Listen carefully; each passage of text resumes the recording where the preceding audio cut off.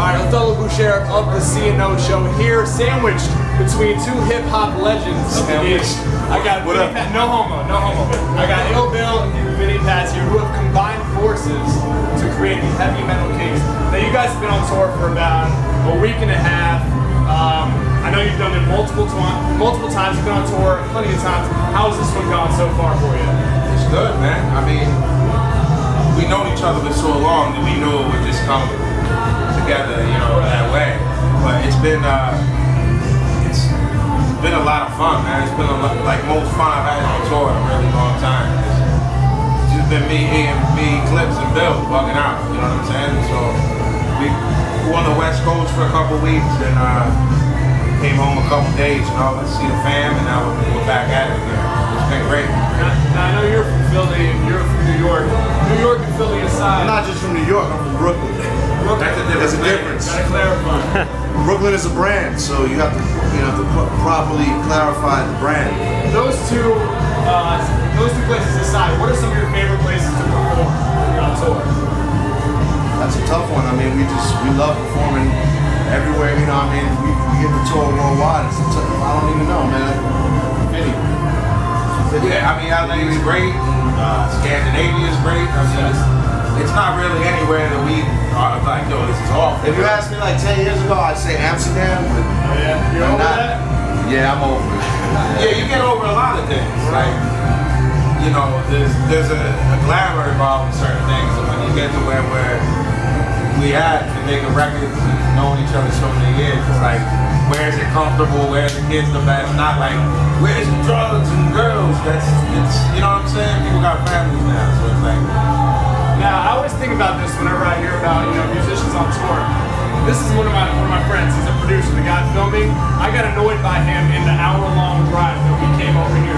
I got to imagine that, you know, while you guys are on the road for months at a time, you got to get annoyed by each other. Nah, we don't. That's why we're in a group together. We've actually mathematically and scientifically figured out that we don't get on each other's nerves. Not at all. I'm saying everybody gets on each other's nerves at some point in life. You know what I'm saying? So you know we're human beings, but I'm just saying I've been in groups. I've worked with tons of different people over the years, and life's too short. Therefore, I won't work with anybody that fucking annoys me. I won't do it. So therefore, that's living proof. He doesn't annoy me. Yeah, it's vice versa. We can read each other's mood. If he's cranky or something happened back at home, I know let him put his headphones on and get in his zone. You know what I mean? It's like we don't bother each other like that. It's fucking. We're cracking up most of the time. Honestly, we listen to music, or Bill's telling me a story, or Eclipse is telling me a story, or I'm telling them a story. It's like. But that's because we're old dudes, and we're at a point in our careers where we know what pisses us off, who pisses us off, and we know how to navigate our careers at this point. So I just don't fuck with stress. I don't fuck with anybody that's stressful. Early in your career, did you see that happen every once in a while? Yeah. Recently in my career. But I don't do it. Like, if you pay attention, you see certain people I don't work with no more, it's because they're stressful. I don't fuck with them no more. Alright, we'll get to the newly formed group pretty soon, but I want to talk about the single first. I mean, Heavy Metal Kings was such a huge hit. Like, everybody I talked to loved that song. I talked to a lot of artists, and they tell me that, when they're making the music, they can't really tell if it's going to be as popular as they think, because they want to wait till they get the reception. Sure. Was it the same thing apply for you? Yeah, I understand that logic. I mean, like, me and Bill had worked each other before. I was like, oh, this is a good beat. You like this beat? He was like, yeah, this beat's hot. And then we did the record, and then we're like, oh, well, this record's great. Let's shoot a video. It's snowball, but it wasn't calculated. You know what I mean? It's like we're not really calculated dudes that way. Neither one of us when we make shit. It's like this beat's great. Yo, you fuck with this beat? Of course. Our taste is similar. It's synergy, man. You know what I'm saying? So no, we didn't know that. Yeah, I agree. I mean, we make the music that we like, and to get the response that we've been getting off of this album is a great thing. But we didn't really know what the people were gonna think. We just knew that we loved the record. You know what I'm saying? But it's like unanimous. It's kind of crazy. People are really responding well to this record. Now, how did you? I want to go back to the record. How did you decide that you wanted to involve Ill Bill on such a hot track like that? How did you make the decision? We already knew it. Yeah, that wasn't the first thing we've done together. We've already been working together before that. Yeah, we have been touring. You know, we were going on 10 years of being. We did the Wolf before that. Yeah. We did a joint. Well, you did a joint on some box records. Like we already been working on music together even before that joint. So it's kind of obvious. Yeah, the wheels was in motion, and we were already hanging out and touring together. Unhinged and Jedi years ago.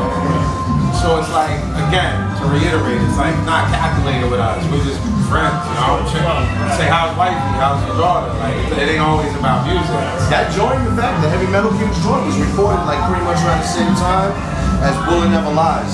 Yeah. On my record, so it was just more or less, we knew that we wanted to be on each other's records. Yeah. So it was just like, boom, you do Heavy Metal Kings for my record, and vice versa. And we did Bullet Never Lies. Okay, well, fast forward to 5 years from now, that was 06.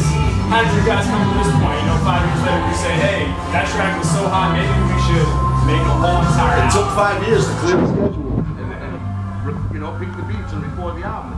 Yeah, when we did the song, we were in Brooklyn, where Bill's from, like doing the video, just in between takes, like, yo, it would be crazy. We did a whole record. That's 5 years ago, you know what I mean? But, Bill's had 2 solo albums, record with Muggs, La Coca. I had my stuff. So, it's not this thing that we did, like, let's just do this. It's on some, It's just finding the time. It's just finding the time to do it, and if you pay attention to it, between us doing that Heavy Metal Kings record, me and Vin collectively have put out like 10 albums. 8, 9, 10 albums. Yeah, at least. And now boom, it's Heavy Metal Kings. It's like the 10th album since then, you know what I mean? Well, when I listen to both of you guys' music, I'm a fan of both of you guys, but one thing I noticed is that, you're aggressive and pretty violent with your lyrics, but one thing I would say is you're probably a little more hardcore than Naz is. Would you say that style sort of seeped into your verses and your lyrics and sort of influenced you on this album? I just think Bill's a great rapper. I don't think of him as okay. Hardcore. I don't mean to label you or anything like that. No, I mean, there's just so much different stuff that's called hardcore that's whack. Right. To me, that's why I don't really like that terminology, just because there's a lot of whack motherfuckers that get called hardcore. If you mean that my shit is on some horror movie shit, that I got verses that are on some horror movie shit, yeah, I definitely do. I love that kind of shit, but I wouldn't just do that style over and over and over again. I get too bored if I did that. So there's an aspect of my style that's on some horror movie shit. You want to say it's hardcore or whatever, whatever. Like I saw your guys' new music video. Yeah, that was like a scene I saw. Yeah, that's some heavy metal. That's some Norwegian metal shit. That's like a Norwegian black metal video. You know what I mean? Like more than anything, if you pay attention to groups like Mayhem and shit like that, Emperor, it looks like an Emperor video. Yeah, we've had kids hit us up and be like, that's the most metal video in 10 years, including metal videos. Including heavy metal videos, that's the most heavy metal video. Okay, well the new album's out, it came out April 5th. Who were some cool artists that you guys got to work with in this album? We work with each other, man. Yeah. And if it ain't fam, they ain't on the record. Sabat, Read the Lost Cause, Crip, You and Slane. That's it. Those are just homies. Like if you look at our text log, that's who we text with. Those are the homies. You know what I mean? Like, is that how it comes together? It's like, that's how it did on this record. On this record, yeah, it was more or less. We didn't want to have to reach. You know what I mean? Yeah, we could have just been me and Vin. Yeah, we thought what we was doing was incredible enough. But we were like, we don't, Again, it goes back to whether or not we're happy with the music, and we were happy as shit with it. So we were like, you know what I mean? We didn't feel the need to fill any, you know what I'm saying? And it's already 2 MCs. We wanted it to be a Vinny and Bill album. We would have had a bunch of guests on there. It would have been diluted, I think. I think we delivered what we said we were going to deliver. Bill, Vinny Paz record. Well, you guys didn't mention Read the Lost Cause.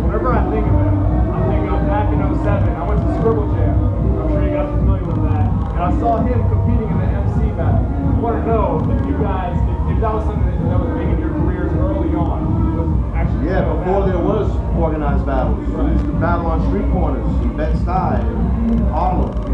Yeah, I never knew anything about an organized battle. Like, All that organized shit with the buzzer and all that shit, we was done with battling by the time that came into, I was already 10 years deep making albums. So I never really got involved, and I've judged a bunch of those battles. I was judging C-Ray's Walls and Immortal Technique, battling in those types of Rocksteady battles and shit like that. Me, Farrell Monch, and a bunch of other people used to judge those battles. This is going back 12, 13 years ago. So you guys, I've been around for 30 years. So is that something that you're not really into? The whole formalized? Nah, I'm not. It's not me. It's not. If I was 18, maybe. 39. I'll be 39 in July. yeah, I don't even know enough about what you're talking about. Comment. I don't even know what it is. Like, It's just there's a battle. I'm familiar. Soulcon ripping people's fucking heads off. That's the homie. Yeah. He kills it.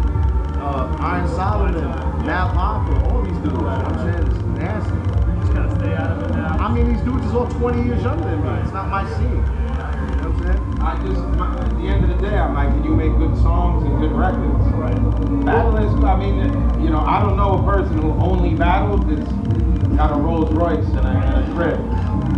So it's, I don't know. I'm not dissing no one word. You gotta come up that way. If that's the whole process of eating, you ain't gonna eat. I talked to a lot of guys who that's what they do. They do rap battles. And you said you used to do it back in the day. Well, I used to battle like 20 dudes in a row. Right. Yeah, it wasn't as formal and Nah, it was just more of like a competition thing, an MC thing. No music, just either somebody beatboxing or Othello or whatever.